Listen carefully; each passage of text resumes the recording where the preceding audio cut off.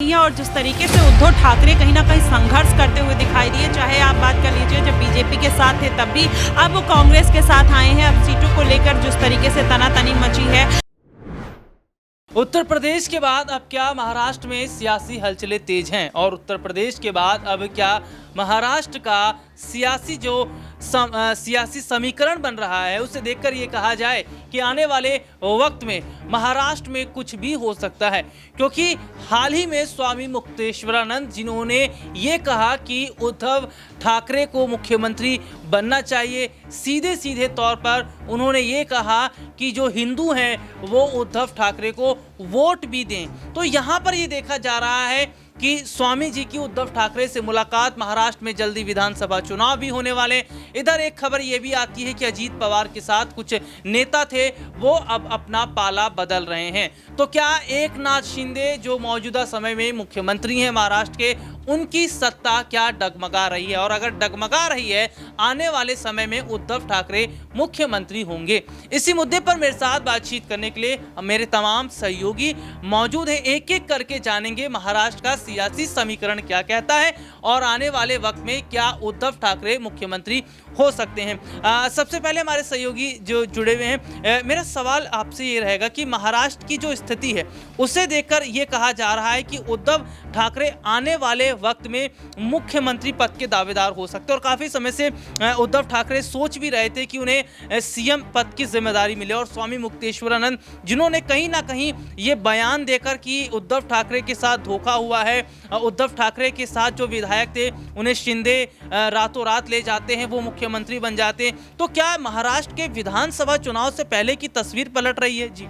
देखिए, यहाँ पर देखना होगा कि अब महाराष्ट्र में राजनीतिक समीकरण किस तरीके से बनते हुए नजर आते हैं। क्योंकि लोकसभा चुनाव के नतीजों पर यदि नज़र डाली जाए तो यहाँ पर राहुल जिस तरीके से जो परिस्थितियाँ दिखाई दे रही हैं उसमें कांग्रेस पार्टी 13 सीटों पर जीत दर्ज करके आई। उद्धव बाला साहब ठाकरे की जो शिवसेना है उसे 10 सीटों पर जीत हासिल की। 7 सीटें यहाँ पर एनसीपी शरद पवार की पार्टी ने जीत हासिल की है। तो बड़ा यहाँ पर कहीं ना कहीं सियासी उलटफेर होता हुआ नजर आया कि भारतीय जनता पार्टी को महाराष्ट्र में ये उम्मीद नहीं थी कि इतना बड़ा डेंट यहाँ पर लगता हुआ नजर आएगा। क्योंकि एकनाथ शिंदे को यहाँ पर अपने पक्ष में करने के बावजूद यहाँ जिस तरीके से जो सीटें घटती हुई नजर आई, 29 सीटों पर चुनाव लड़ा, उसके बाद महज 7 सीटें जीतने में कामयाब हुए। तो यहाँ पर एक बड़ा सियासी समीकरण जो है वो कहीं ना कहीं एक विपरीत बनता हुआ नजर आ रहा है। उद्धव ठाकरे की बात आप कर रहे हैं, 2019 के विधानसभा चुनाव की महाराष्ट्र का जिक्र करना यहाँ पर आवश्यक हो जाता है। क्योंकि बीजेपी और शिवसेना के बीच हिंदुत्व का परचम लहराते हुए जो कहीं ना कहीं गठबंधन की एक डील हुई थी वो मुख्यमंत्री पद को लेकर हुई थी। 2014 से 2024 के आते आते 2014 में जहां पर शिवसेना और बीजेपी ने सरकार बनाई उस वक्त देवेंद्र फडणवीस को मुख्यमंत्री बनाया गया। 2019 में फिर से दोबारा सरकार रिपीट की गई और उस दौरान उद्धव ठाकरे ने कहा कि अब मुझे मुख्यमंत्री बनना चाहिए क्योंकि डील पहले ही तय हो चुकी है। लेकिन वहां पर बीजेपी ने एक बार फिर से यहाँ पर माफ कीजिए देवेंद्र फडणवीस को मुख्यमंत्री बना दिया। लिहाजा वहां पर शिवसेना ने यहाँ महाविकास आघाड़ी गठबंधन की ओर रुख किया जिसमें कांग्रेस पार्टी और एनसीपी शरद पवार और अजीत पवार उस वक्त एक ही गुट में शामिल थे।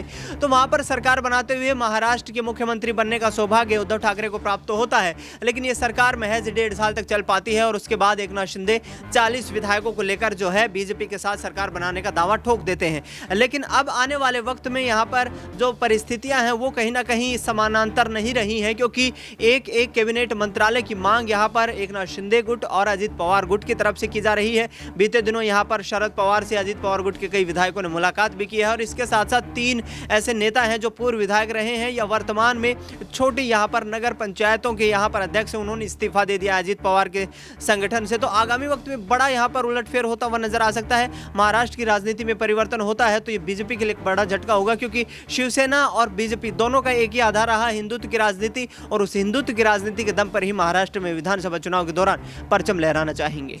बहुत बहुत शुक्रिया। देखिए, बहुत बारीकी से इन्होंने बताया, हिंदुत्व की राजनीति का जिक्र इन्होंने किया है और कहीं ना कहीं जो स्वामी मुक्तेश्वरानंद है उन्होंने भी हिंदुत्व को लेकर बात कही थी। तो ये सीधे तौर पर देखा जा रहा है कि क्या आने वाले वक्त में उद्धव ठाकरे को हिंदू वोट बैंक मिलेगा, मजबूत होगा, और क्या अगर ऐसा होता है तो महाराष्ट्र में अगले मुख्यमंत्री उद्धव ठाकरे भी होंगे। हमारे साथ महिम मैम भी जुड़ी हुई हैं। मैम, जिस तरीके से उद्धव ठाकरे का हम जिक्र कर रहे हैं, महाराष्ट्र की जो सियासी स्थिति है उसका जिक्र कर रहे हैं, तो क्या माना जाए कि अभी हाल ही में कई जो नेता हैं वो शरद पवार के गुट में जाते हैं, तो आने वाले वक्त में उद्धव ठाकरे को जो मुख्यमंत्री पद के तौर पर देखा जा रहा है, क्या अगर ऐसा होता है तो एक और तस्वीर फिर महाराष्ट्र की भी बदलती नजर आएगी?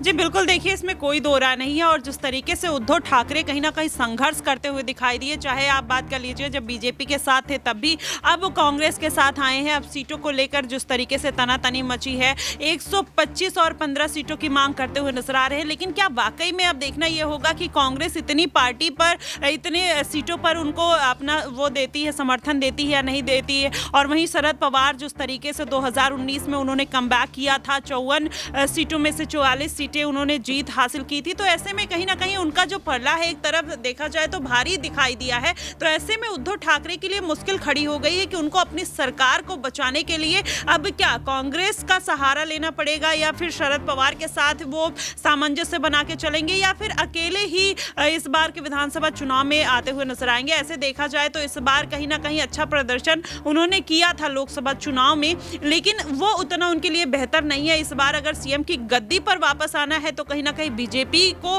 हराना पड़ेगा, और उसके लिए चाहे अजीत पवार हो, शरद पवार हो, और चाहे कांग्रेस हो, उनको अपने पाले में लेकर चलने के लिए कहीं ना कहीं एक अलग रणनीति बनानी पड़ेगी, तभी वो सीएम पद के दावेदार के रूप में सामने आ सकते हैं। वहीं अगर एकनाथ शिंदे की बात करें तो एकनाथ शिंदे भी जिस तरीके से अपनी रणनीति बना रहे हैं, जिस तरीके से यूपी में झटका लगा भारतीय जनता पार्टी को, इससे कहीं ना कहीं सचेत होते हुए भी दिखाई दे रहे हैं। और ऐसे में महाराष्ट्र की राजनीति में भी वो उसी तरीके की स्ट्रेटेजी बनाते हुए नजर आ रहे हैं, जिससे उनको किसी भी तरीके का नुकसान ना हो और कहीं ना कहीं भारतीय जनता पार्टी को मात दे दी जाए, और सीएम का जो पद है, चाहे यूपी में हो, चाहे महाराष्ट्र में हो, चाहे अन्य राज्यों में हो, वो उसको अपने पाले में रखने की पूरी जद्दोजहद में कहीं ना कहीं इंडिया गठबंधन लगा है। उद्धव ठाकरे इसमें सबसे आगे दिखाई दे रहे हैं। जी शुक्रिया। और देखिए, बाकायदा मैम ने बारीकी से बताया कि महाराष्ट्र में चल क्या रहा है, भारतीय जनता पार्टी किस मजबूती के साथ खड़ी है। और दूसरी तरफ की तस्वीरों को अगर देखा जाए तो उद्धव ठाकरे भी हाल ही में बड़ा दावा कर चुके हैं सीटों को लेकर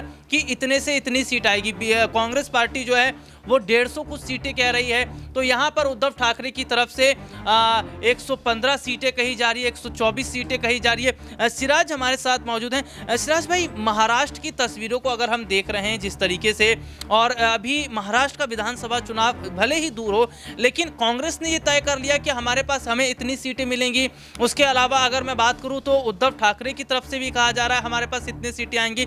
तो क्या महाराष्ट्र में माना जाए कि बीजेपी की स्थिति ठीक नहीं है, शिंदे सरकार बहुत मुश्किल में चल रही है, और आने वाले वक्त में जो ताजपोशी है वो उद्धव ठाकरे की होती नजर आएगी? जी देखिए, मुझे लगता है लोकसभा चुनाव के बाद से ही लगातार महाराष्ट्र की राजनीति में बड़े उलटफेर के आसार नजर आ रहे हैं। और जिस तरीके से शरद पवार ने यह दावा किया था कि अजीत पवार गुट के विधायक जो है उनके संपर्क में है, लेकिन जब एमएलसी चुनाव होता है तो आपने देखा 11 सीटों में से 9 सीटें महायुति जीतती है, और इसी से तमाम जो कयास है, तमाम जो दावे हैं उस पर विराम लग जाते हैं। और जाहिर सी बात है, इस वक्त भले ही भारतीय जनता पार्टी को नुकसान हुआ हो लोकसभा चुनाव में महाराष्ट्र में, लेकिन मुझे लगता है विधानसभा चुनाव आसान नहीं होने वाला, खासतौर पर भारतीय जनता पार्टी के लिए। आप देखिए कि लोकसभा चुनाव के बाद से एकनाथ शिंदे लगातार जो अहम फैसले ले रहे हैं, खासतौर पर देखा जाए तो लाडकी बहन योजना के तहत 1500 रुपए हर महिलाओं को हर महीने, और जिस तरीके से अन्नपूर्णा योजना के तहत जो 5 सदस्यीय परिवार है उसको साल में 3 सिलेंडर फ्री, और इसके साथ ही देखिए तो आप 46 लाख जो किसान हैं उनकी कर्ज माफी, और अब हाल ही में जिस तरीके से जो कहीं ना कहीं योजना लाई गई है युवाओं के लिए, जिसके तहत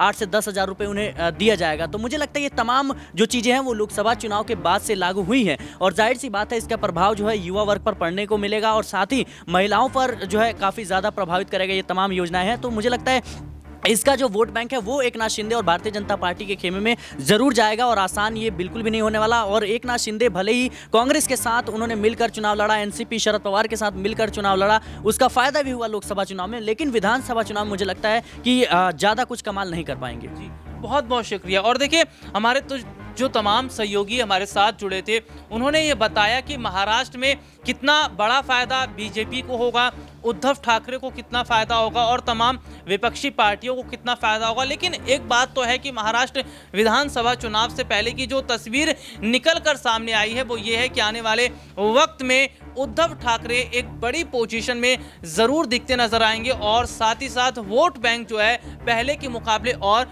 मजबूत भी होगा। आज के लिए इतना ही, आपसे फिर दोबारा मुलाकात होगी, तब तक के लिए इजाजत दीजिए, नमस्कार।